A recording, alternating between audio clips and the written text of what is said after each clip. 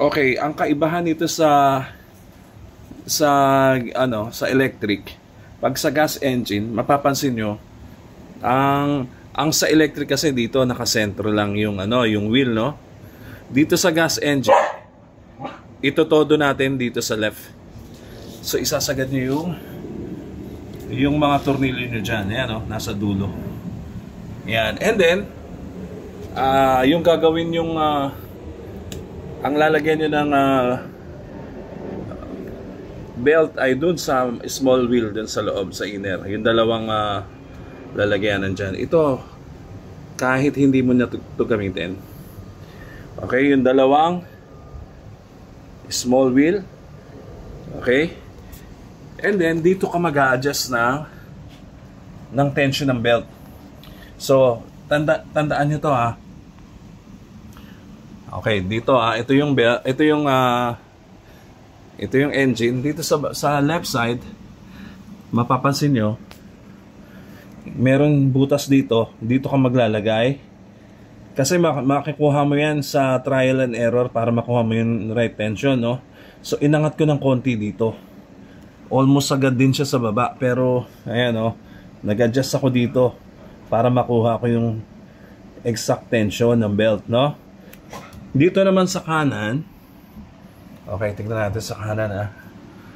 Ayan, hindi ako dito naglagay. Kasi pag dito ko nilagay, hindi nagpapantay yung tension ng dalawang belt. So, binaba ko siya dito. Sinagad ko naman sa taas ng butas na yan. So, kung papansinin mo, naka-inclined ng kaunti. Pababa. Actually, kaya yan naka-inclined para magkaroon ka ng space doon sa itaas. Okay, masyadong tight na kasing space, pero tama-tama, oh, eksaktong-eksakto pa rin, di ba? Tapos, yung tension ng belt mo dyan, parehong masikip. Ayan, oh. Sakto lang yung sikip. So, dito kayo talaga adjust ng tension. Itong inclined na to, yung bar na yan, ha? Tandaan nyo, ayan, tsaka yan.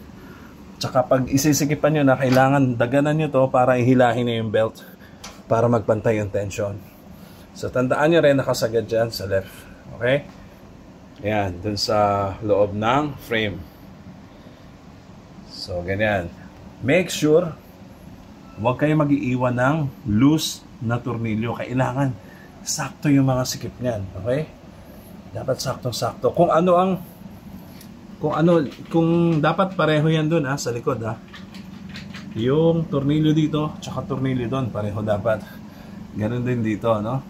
Magkapantayan doon sa kabila. Okay? So, parehong-pareho ang pag-assemble ng mga pinatong natin sa itaas. Yung gagayahin nyo lang kung paano natin inassemble. Yung sa electric, wala namang problema dyan. Dito lang nagkaiba. Okay? So, ayan na ang eksakto niya. Tandaan nyo lang, dito, sa baba, and dito, sa medyo baba rin, pero doon sa taas na butas. Okay? So, ganyan ang gagawin nyo.